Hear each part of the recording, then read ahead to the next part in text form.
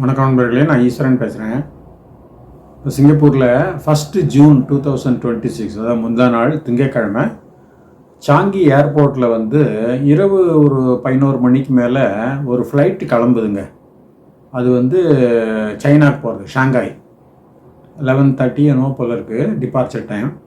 So எல்லா பேசஞ்சர்ஸும் வந்துட்டாங்க. டிக்கெட்லாம் வெரிஃபை பண்ணி பேக்கேஜ் எல்லாம் செக்இன் பண்ணி எல்லாம் பண்ணிவிட்டு எல்லோரும் ஏறிட்டாங்க. அந்த போர்டிங் கேட்னு சொல்லுவோம் இல்லையா, அது வழியாக எல்லோரும் ஏறிட்டாங்க. எல்லோரும் ஏறினதுனால கதவும் சாத்திட்டாங்க அவங்க. அதுக்கப்புறம் அந்த ஏரோப்ளேன் மெதுவாக நகர ஆரம்பிச்சிது. ஸோ அப்படி மெதுவாக அந்த போர்டிங் கேட்லேருந்து நகர்ந்து அது அந்த ஓப்பன் ஃபீல்டுக்கு போனோம். ஓப்பன் ஃபீல்டுக்கு போயிட்டு அதுக்கப்புறம் தான் டேக் ஆஃப் பண்ணணும். அது அந்த மாதிரி தான் சிஸ்டம். ஸோ அதுக்கு பேர் டாக்ஸிங்னு பேர். ஸோ அந்த மாதிரி போயிட்டு இருந்தது.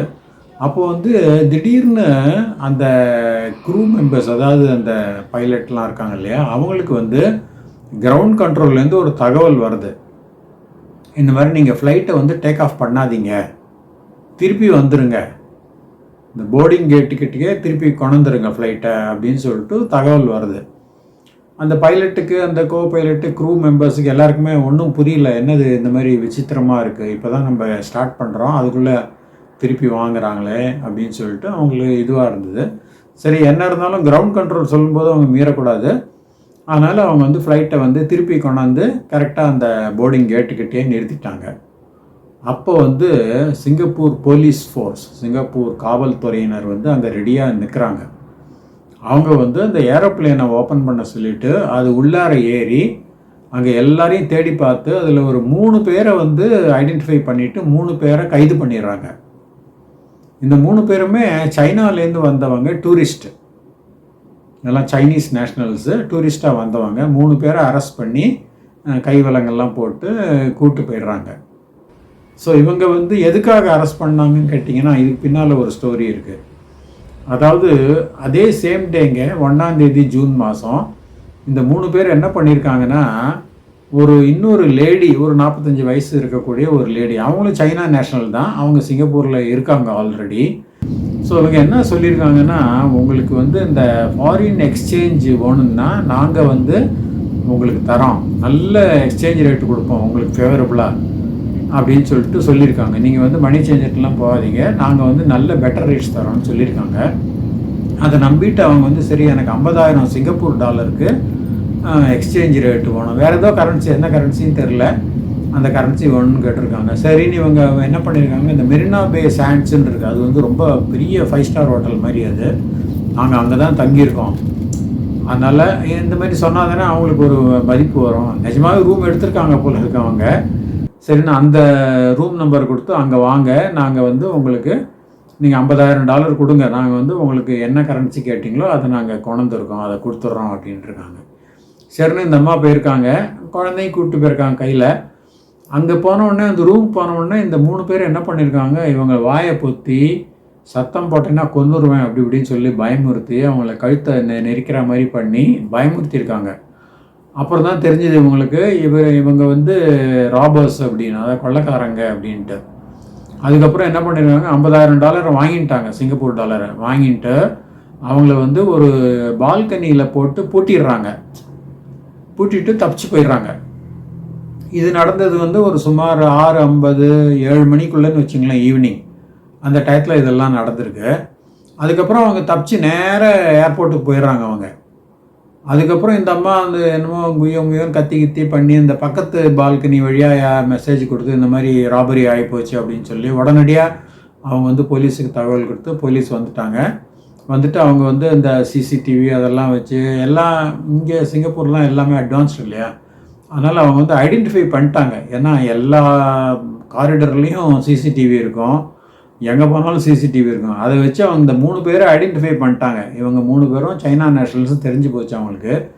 போலீஸ் ரொம்ப ஸ்மார்ட், அவங்களுக்கு தெரியும் இந்த மாதிரி வெளிநாட்டிலேருந்து வர்றவங்க இந்த மாதிரி குற்றச்செயலில் ஈடுபட்டாங்கன்னா அவங்க இம்மிடியேட்டாக வெளியாகணுன்னு தான் ட்ரை பண்ணுவாங்க அப்படின்னு சொல்லிட்டு இவங்க என்ன பண்ணியிருக்காங்க, இம்மீடியட்டாக அங்கேருந்தே சாங்கி ஏர்போர்ட்டை காண்டாக்ட் பண்ணியிருக்காங்க. பண்ணிவிட்டு சைனா போகிற ஃப்ளைட் என்னென்ன அப்படின்னு சொல்லி கேட்டிருக்காங்க. 11 மணிக்கு மேலே 2 ஃப்ளைட் இருக்குது அப்படின்னு சொல்லி, ஏதோ சைனா நேஷ்னல் ஏர்லைன்ஸ் ஒன்று, அப்புறம் ஜூன்யாவ் ஏர்லைன்ஸ்னு அப்படின்னு சொல்லியிருக்காங்க அவங்க. சரின்னு இவங்க என்ன சொல்லியிருக்காங்க, சரி நாங்கள் வரோம், வந்து மற்றதை நாங்கள் சொல்கிறோம் அப்படின்னு இருக்காங்க. ஸோ அதான் அவங்க வந்துட்டாங்க நேரடியாக. அவங்க ஒரு 3 hours 4 ஹவர்ஸில் கிராக் பண்ணிவிட்டு immediately they came to airport. நல்ல வேலையாக அவங்களோட அதிர்ஷ்டம் இந்த ஃப்ளைட்டு கொஞ்சம் டிலே ஆகிருக்கு. இல்லைனா அது கிளம்பி போயிருந்ததுன்னா அவ்வளோதான், ஒன்றும் பண்ண முடியாது. ஸோ டிலே ஆகிட்டு அப்போ தான் அது கிளம்பி டாக்ஸிங் வரைக்கும் ஆயிருக்கு. அப்புறம் ஸ்டாப் பண்ணி பிடிச்சிட்டாங்க. ஸோ இது போலீஸுக்கும் அதிர்ஷ்டம், அந்த அம்மாவுக்கும் அதிர்ஷ்டம். இந்த பணத்தையும் ரெக்கவர் பண்ணிட்டாங்க. $50,000 பணத்தையும் ரெக்கவர் பண்ணிட்டாங்க. இப்போ இன்றைக்கு அதான் 3ஆம் தேதி ஜூன் மாதம் அவங்கள ப்ரொடியூஸ் பண்ணியிருக்காங்க கோர்ட்டில். அவங்க கோர்ட்டில் ரிமாண்ட்லாம் பண்ணியிருக்காங்க. இப்போ அடுத்து 10ஆம் தேதி ஜூன் தான் அடுத்த ஹியரிங் இருக்குது இவங்களுக்கு.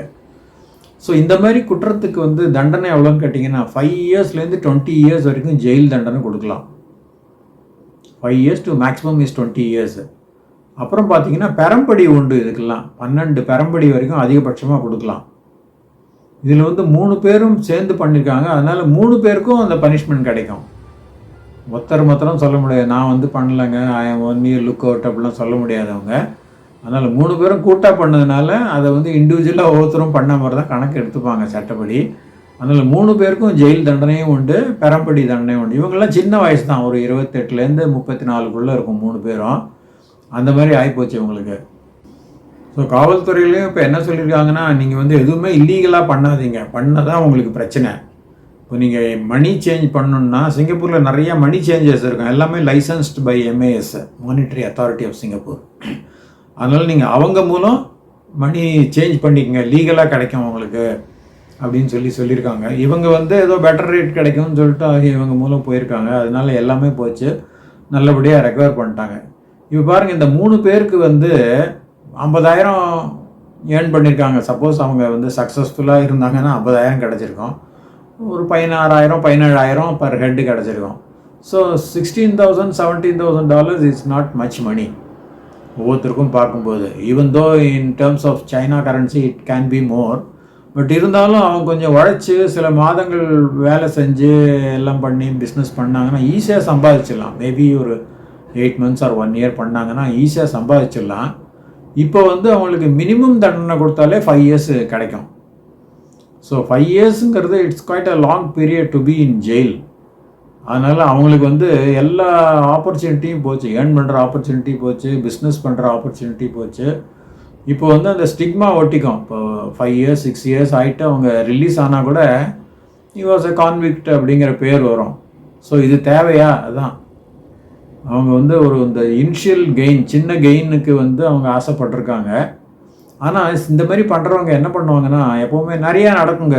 சைனாலேருந்து வர்றவங்க இங்கே கொள்ளையடிக்கிறதுக்கு வருவாங்க. குறிப்பாக அந்த லேண்டட் ஹவுஸ்னு சொல்கிறோம் இல்லையா, புக்கித்திமா, அந்த மாதிரி ஒரு அமைதியான சூழலில் இருக்கிற அந்த லேண்டட் ஹவுசஸ் இவங்க கொள்ளையடிப்பாங்க.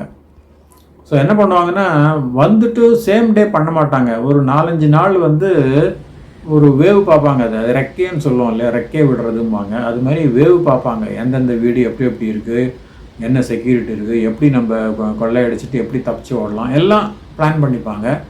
இவங்கக்கிட்ட எப்போவுமே இருக்கிற குணம் என்னென்னா, அந்த குற்றச்செயல் என்றைக்கு பண்ணுறாங்களோ பண்ணிவிட்டு immediately they will go to the airport. டயத்தை வேஸ்ட் பண்ண மாட்டாங்க. ஏன்னா ஏதாவது சரி நம்ம இதெல்லாம் நாளைக்கு ஒரு ஷாப்பிங் பண்ணிட்டு போகலாம் அப்படின்னு சொல்லிட்டு ரூமில் தங்கலாம் எல்லாம் பண்ணவே மாட்டாங்க. ஏன்னா எப்படியாவது மாட்டிக்கும். ஏன்னா க்ரைம் நடந்து போச்சு, அது பரவிடும். ஸோ எப்படியும் பிடிச்சிடுவாங்கன்னு தெரியும். அதனால் க்ரைம் முடிச்சுட்டு இந்த கேஸில் அப்படி தான் இருக்குது. ஒரு 7 மணி 7:15 மணிக்கு எல்லாம் முடிஞ்சு போச்சு. நேராக போயிட்டாங்க அவங்க. ஏன்னா 11 மணி ஃப்ளைட்டுன்னா ஒரு 3 hours 2 hours முன்னாலே அது போனோம். அதனால் போய் அவங்க எல்லாம் பண்ணி ஃப்ளைட்லேயே ஏறிட்டாங்க. ஆனால் போலீஸ் அவங்களோட ரொம்ப ஸ்மார்ட்டு. அதனால் அவங்களுக்கு luck has run out of them. அதனால் மாட்டிக்கிட்டாங்க. இப்போ அவங்களுக்கு கவர்மெண்ட் செலவில் சாப்பாடு கிடைக்கும், தங்குற இடம் ஃப்ரீ, அப்புறம் யூனிஃபார்ம் கொடுப்பாங்க, ஃப்ரீயாக ட்ரெஸ்ஸு கொடுப்பாங்க. இதெல்லாம் அவங்க என்ஜாய் பண்ணலாம், அவ்வளோதான். ஸோ இந்த மாதிரி பண்ணுறதெல்லாம் நமக்கு ரொம்ப ஒரு வியப்பாக இருக்குது. எப்படி இதெல்லாம் ஒரு தொலைநோக்கு இல்லாமல் ஷார்ட் டேர்ம் கெயின்காக பார்க்குறாங்க. மொத்தமாக அவங்க எல்லாம் பெரிய அளவில் லூஸ் பண்ணுறாங்க அப்படிங்கிறத நினச்சா தான் நமக்கு கொஞ்சம் வருத்தமாக. மேலும் யங்ஸ்டர்ஸ் இவங்கெல்லாம் 28 something தான். ஸோ வாழ்க்கை இருக்குது அவங்களுக்கு. இருந்தாலும் அவங்க வந்து தொலைச்சின்ட்டாங்க. இப்போது மேக்ஸிமம் 20 இயர்ஸ் ஜெயிலெலாம் கொடுத்தாங்கன்னா போச்சு, they will become old man. 34 வயசாக ஒருத்தருக்கு, அவருக்கு 20 கொடுத்தா 54 வயசு ஆகிடும். கிட்டத்தட்ட ரிட்டையர்மெண்ட் ஏஜே வந்துடும். அதனால் அவங்களுக்கு என்ன போட்டிருக்கோ அதுதான். ஸோ நம்ம மீண்டும் இன்னொரு வீடியோவில் சந்திக்கலாம். நன்றி, வணக்கம்.